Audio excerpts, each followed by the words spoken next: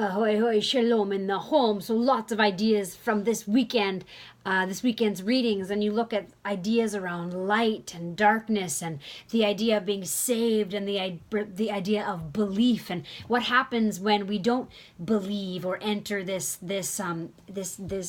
way of seeing in our life. And we need, first of all, need to remember it's not about an in or out club. There's no country club. The secret is it's all one love, one goodness, one heartbeat that our lives are also wrapped around. And so here's the thing. You see here the talk in one of the readings this weekend about how we have to bring everything to the light. You have to bring everything to God. And in one sentence, it talks about shame with secrets. We were never ever meant to have shame. We are not made with shame. We put shame on ourselves and on other people, but there is no shame in God. We have to know this, because when we all of a sudden get scared and we hide different parts of ourselves, or we feel that we are being judged because of different parts of ourselves, and so we feel we have to hide that part, in there is death, and there is darkness, in there is fear. And so we have to bring it to the light and see how, as we bring it to the light, there is healing and we can rise again, and in this way being saved from what it is, whatever it might be, or that is dragging us under, and then reaching out to connect and love. Because how are we connecting to each other? What is it that we are bringing to the light? And is it life-giving or life-damaging? I think that's the biggest question. Because if something that you're bringing to the light is an addiction, that's going to be very difficult.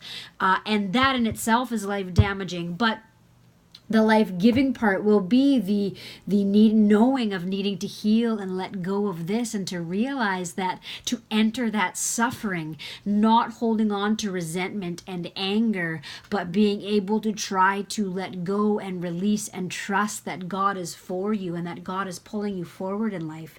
Now we have the gospel this weekend is Nicodemus, and it says Nicodemus comes at night to see Jesus at night.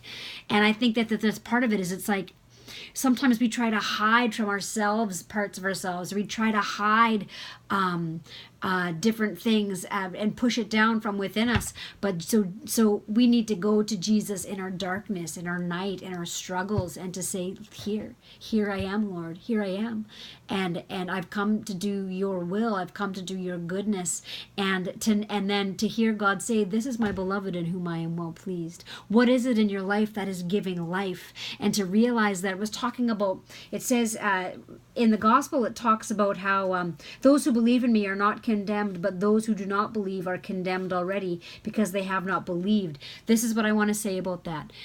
Those who believe in, I can rise, I can go through death and crucifixion, and I can still have love alive in my heart and forgiveness alive in my heart, and that's going to be my focus. And I believe that I can pull through all of this. Amen. You will, you see? That is being saved. That's that saving grace and that beauty. And individuals that are trapped, so those who do not believe, those if you're hanging on to resentment and anger and hate and finger pointing and saying in or out club and I'm better and blah, blah, blah, then you're stating your own condemnation. You're living in your own kind of hell in which you've grasped onto. And so the calling is to go into that night of the soul, into that darkness, and bring it to the light and say, here I am, Lord, here I am.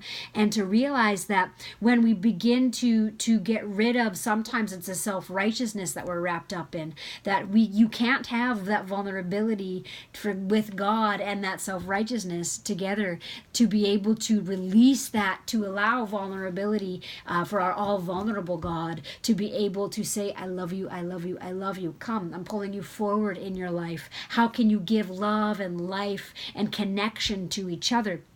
And how can we go beyond all of these things that divide us? So the idea of belief, I think it has to do with that, to believe, to know that my story is a part of a greater story. And yes, I can rise. And yes, I can face difficulties in my life and bring these difficulties to the light. And yes, I can do that with love and light and goodness alive in my heart.